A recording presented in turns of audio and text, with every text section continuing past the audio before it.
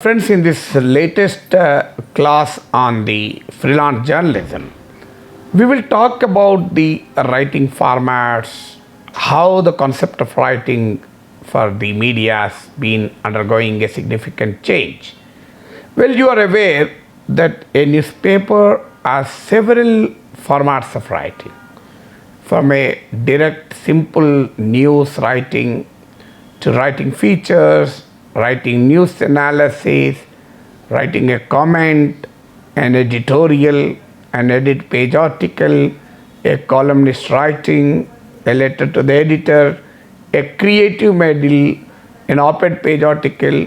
Creative middle refers to a lighter vein piece on the edit page because the edit page is a very heavy piece of writing.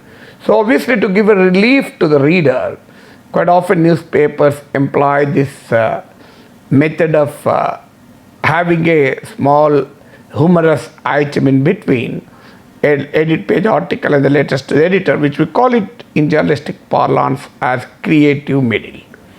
So these are all different forms of writing. So depending on your caliber, interest, and your ability, you can choose the form of writing. I have written so many articles, but it is simply not possible for me to write a creative middle. I have never written a creative middle and I'm not even competent to write it. So that doesn't mean that I'm not a competent journalist. I have written more than 5,000 byline articles to leading newspapers across the country in the last 30 years of my journalistic experience. I wrote in the Hindu, Economic Times, Pioneer, Hindustan Times, Times of India, Indian Express, etc., etc. But believe me, I have not written even a single creative middle so far. I have also not written many features. I have written only news features. Even in features, there are different kinds of features. News features are features which essentially deal with the news events. But there are other features also.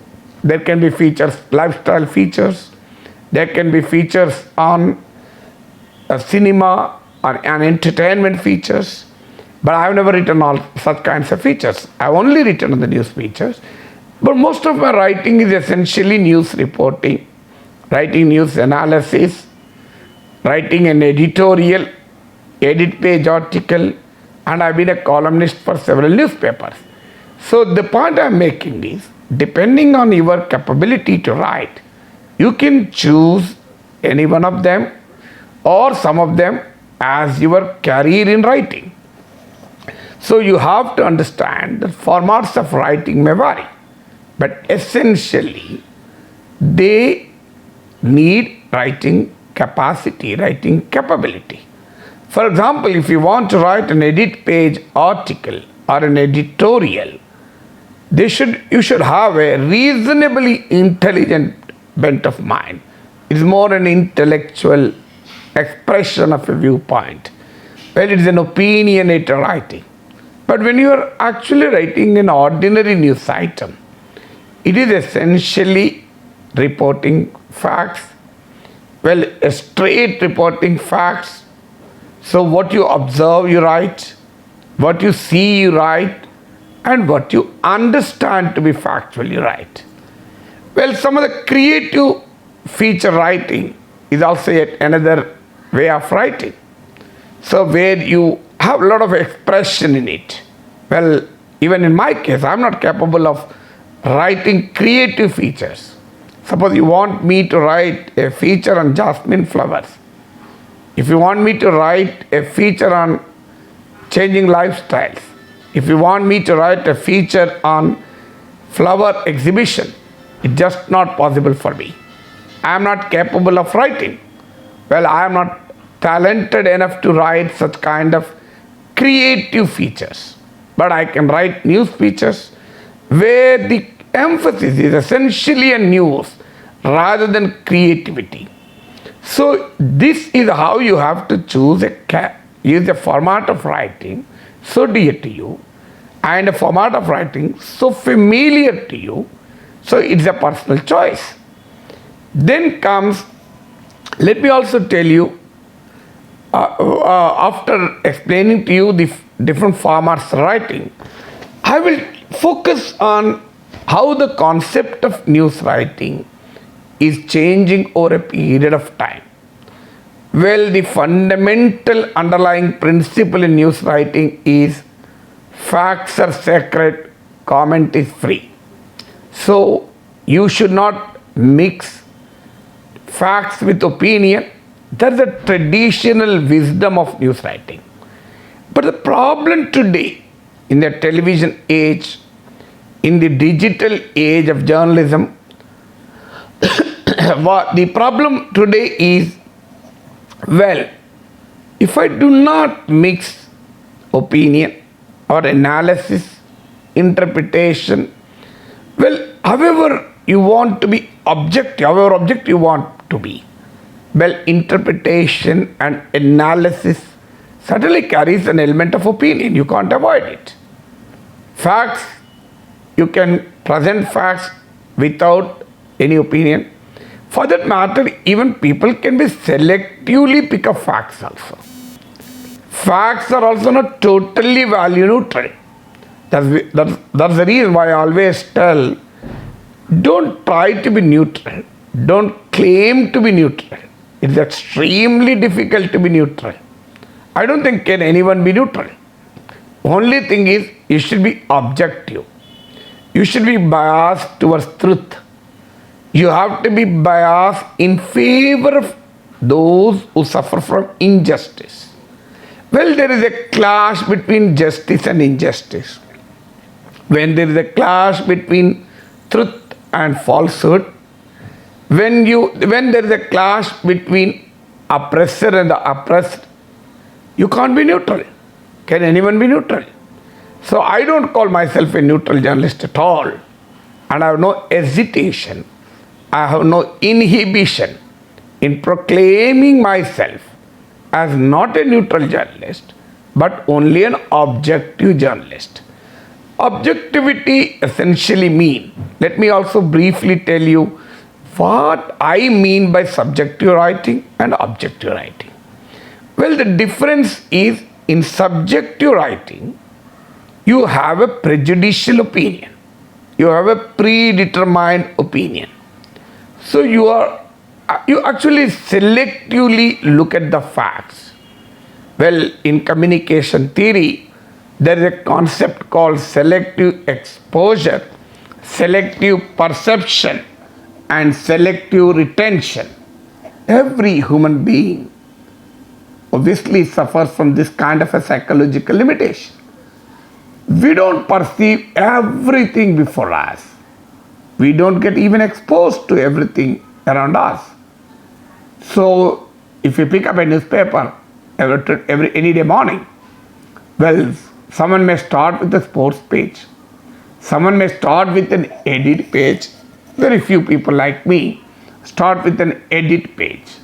Someone may start with a front page and end there also. And I have seen many people starting reading newspaper from supplements. For example, you are a reader of the Times of India. You don't read the page one. I read the page one in Times of India. I start with the page one. But in the case of the Hindu, I sometimes start with the page one and sometimes I directly go to the edit page. But when I read Times of India, someone who reads Times of India may not even pick up the main page. They may pick up even the Hyderabad Times also. Well, things are changing. Innovation is the order of the day. Look at the Times of India. On every Saturday, they are bringing 2 front pages, 2 edit pages. Why? Because that's a part of the marketing techniques. Front page advertisement is costlier compared to inside pages. So when you have 2 newspapers, you can attract the reader. For any day, you have 2 Times of India. Similarly, you can provide space to the advertisers. Someone wants, if 2 advertisers want page 1, you can offer both of them. So that is the difference between having 2 front pages, 2 edit pages, 2 op-ed pages. It is almost like buy one get two. So the reason why I'm giving this example is the world of journalism is a creative profession. There is no standard rule. You can always break the rules. You break the rules many a time to attract the reader. So therefore my argument is, someone may agree, may not agree, in the age of television, in the age of digital journalism, what is the use of simply reading out the facts? As I already told you, the facts can also be selective. The facts can also be selective. Suppose you hear a 1 hour lecture. Well, you don't include everything the speaker has spoken in your news report. Well, something only attracts you and you take it as a lead. Compare it with other newspapers. The other newspaper may take something as a lead.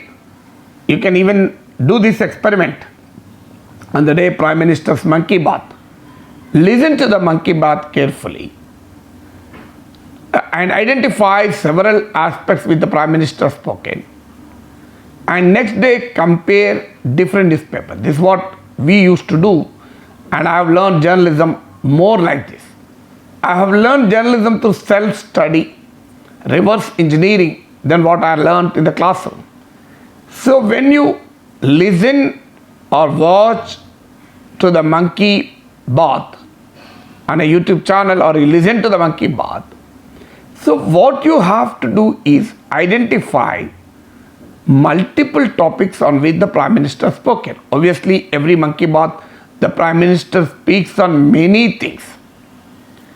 Well, analyze the next day's newspaper page once. Obviously, whatever the Prime Minister speaks, whether it is an Independence Day address or a monkey bath or a televised nation address to the nation, obviously no newspaper can miss it, can dismiss it in inside pages. It automatically becomes the page one news. But analyze, compare and contrast how newspapers picked up the leads, picked up the headlines. So how they have selectively chosen a particular aspect of the priority aspect, and look at how they have selectively perceived multiple aspects which the Prime Minister has touched. So that is how you have to learn journalism. So my question is, Prime Minister delivered a speech early morning at 10 a.m. and the television channels have beamed the Prime Minister's speech throughout the day. Every bulletin, Prime Minister Narendra Modi in his monkey bath talks about the domestic toy industry. Well, Prime Minister Narendra Modi in his monkey bath talked about the vocal for local.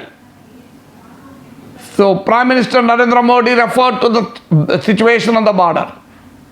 So these headlines continue to chase us in every news bulletin. You can't simply miss them. And you have personally heard Prime Minister. I am sure no newspaper in there can tell you more effectively than the Prime Minister himself. Prime Minister is an extraordinary orator. So obviously he speaks much better than any newspaper writer. So, but what is the use and what is the need for a reader to read the next day's newspaper?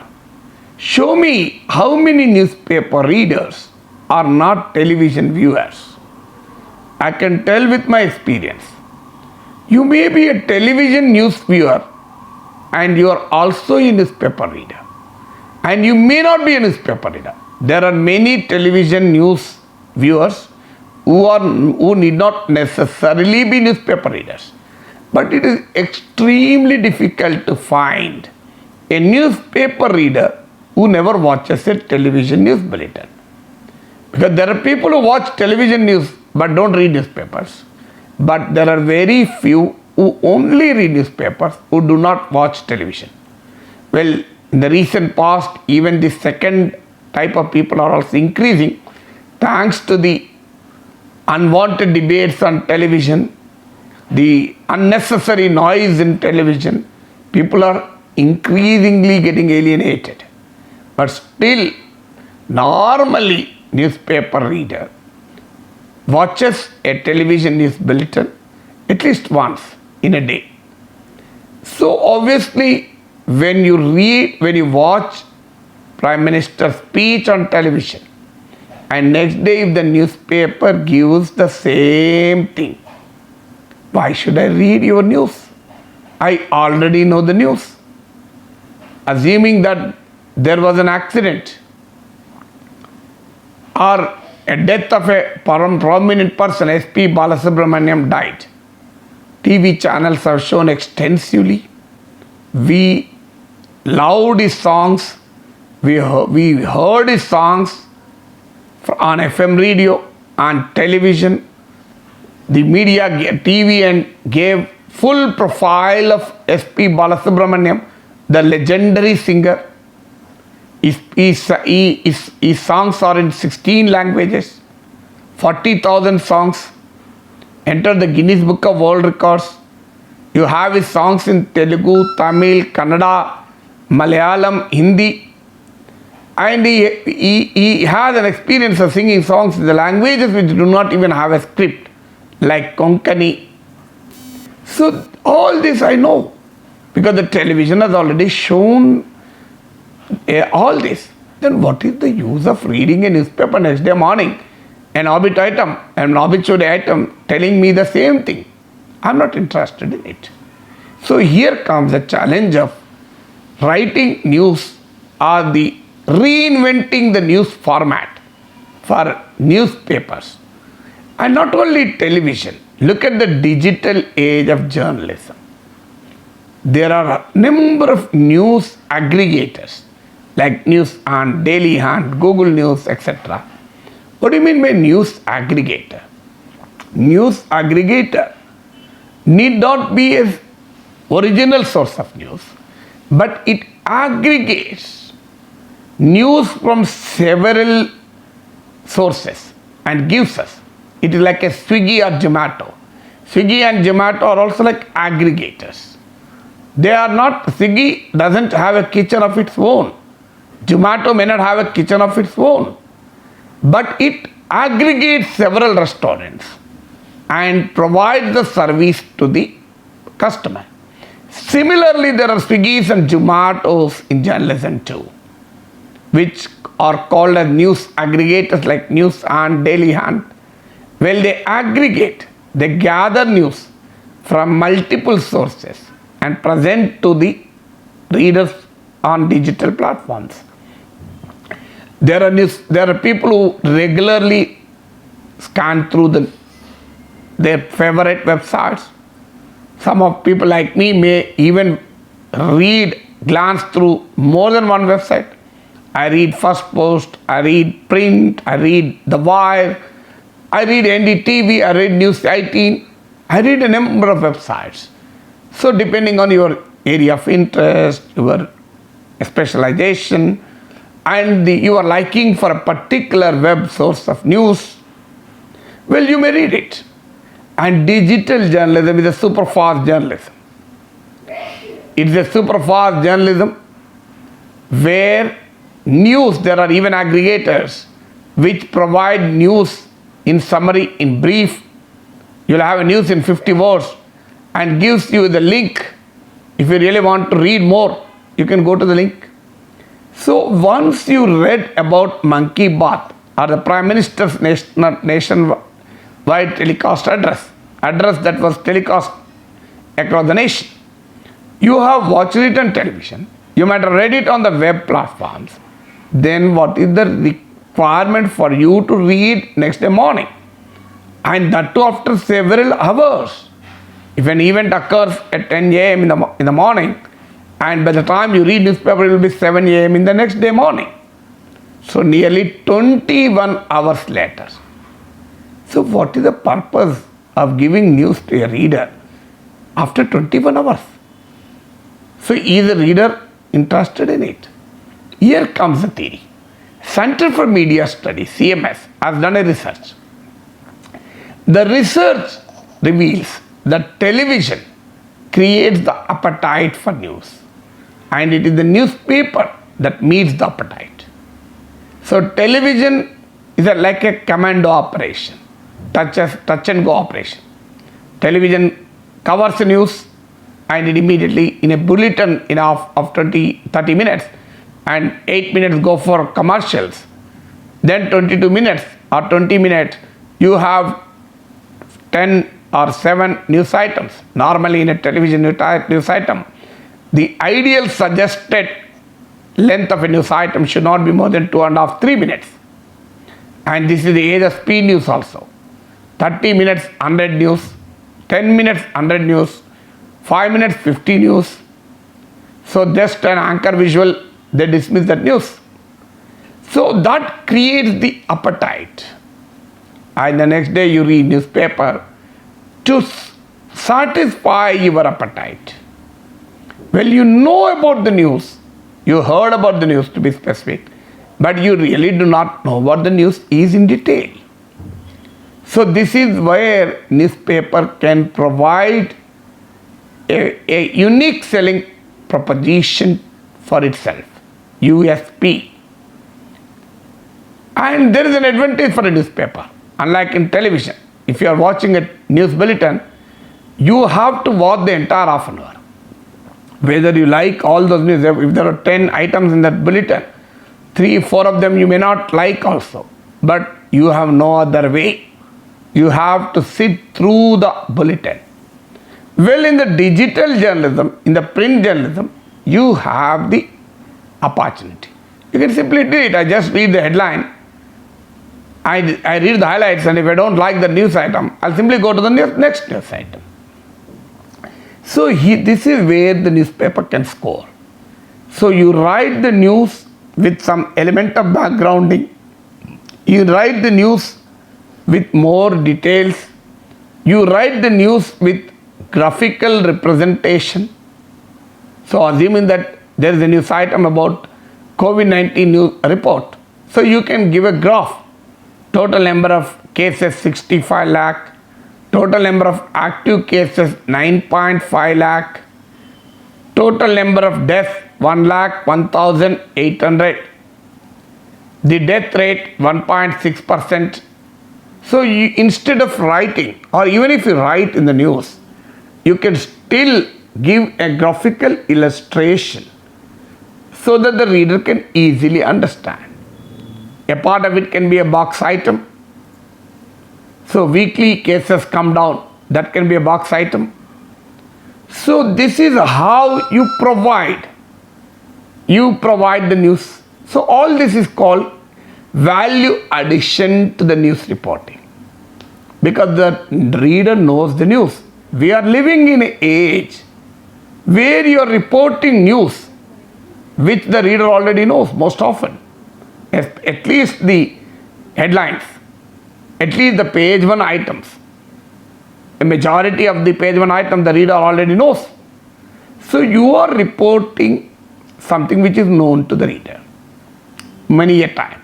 So here comes the importance of value addition to the news. Remember always, in economics, value addition is an important phenomenon.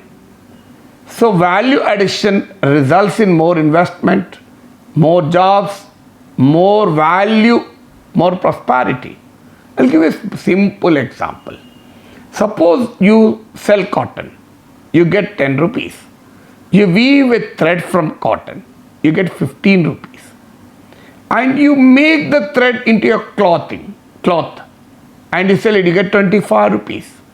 Have a design on the cloth, you'll get 50 rupees. The designed cloth is tailored into frocks or dress material, then you get 100 rupees. You package it in a very beautiful manner, you get 200 rupees. You have famous heroine advertising for it. That cost increases to 400 rupees. So from 10 rupees of a cotton, the value addition increases the cost to 400. In the process of value addition, several jobs are created. So this is what called value addition in economics.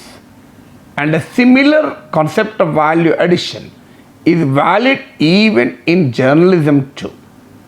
So news, the Union Health Minister Harshvardhan says India has substantially contained the virus and the recovery rate is improving, and he gave some details. So next day the newspaper gives in detail, not just the one or two aspects. What are the number of cases? How the number of cases increase over a period of time. Suppose you got the data for September. How many cases were there in August, in July, in June, May, April? So you give a graph showing month-wise distribution of cases. You also give percentage of increase in cases. So there are different ways of presenting the same data in a more illustrative manner, giving analytical graphs, analytical illustrations. So this is something which newspaper can do, a television cannot so easily do it. Well, television also has graphics. I'm not telling it doesn't have it. But a viewer will not have so much time. He won't watch that single story for half an hour. So if you want to give a comprehensive story, what will happen is someone who is not interested will simply move on to another channel, because the television viewer has this dangerous substance in his hand called the remote. The moment this channel is not interesting to me, I'll simply move to the another channel. Well, that's not the case with the newspaper. Most often, a household gets only one newspaper. A professional like me may get 10 newspapers. Everybody will not get 10 newspapers. So when I'm reading the Hindu and I don't like a news item, I will not simply throw away the paper on the table and go to Times of India. Because I don't have Times of India with me, I have only Hindu. But I can go to another news site. That facility newspaper has, but television doesn't have. Suppose assuming that I don't like the first news, the bulletin, can I, on my own, switch over to the second news? I can't. Technology has not come yet. Perhaps it may come in the future. So this is where a newspaper can score. So the writing of news formats have to meet this post-television, post-digital age requirements. And the digital media is extremely difficult to read a lengthy news item. That is the reason one of the important principles of digital journalism is to write as brief as possible. Well, obviously there are many digital platforms which give lengthy news items also, lengthy stories also. But normally the principle in digital journalism is to be as brief as possible. So the new news format is the value addition to the news, with element of interpretation, with an element of analysis, with an element of backgrounding, with more graphical illustrations. So, and at times even an element of opinion in the form of a news analysis. So you will mention it in the form of a comment or a news analysis. There are some newspapers which are even giving quick edits on the page one. They call it a quick edit. There is an editorial inside and a quick edit on the page one. Mint had this practice of giving a quick edit on the page one.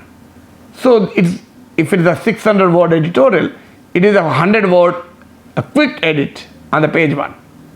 So have you ever believed that editorial can also come on the page one?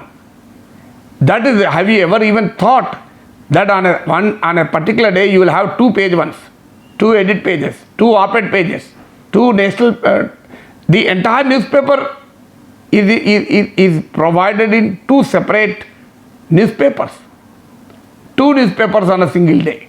Well, this is what the innovation means. This is what the creativity means.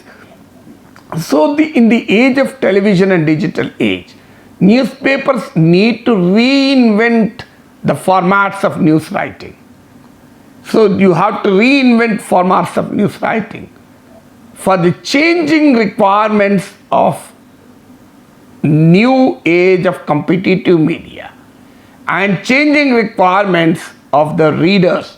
Readers are also increasingly becoming more knowledgeable. Look at the Hindu.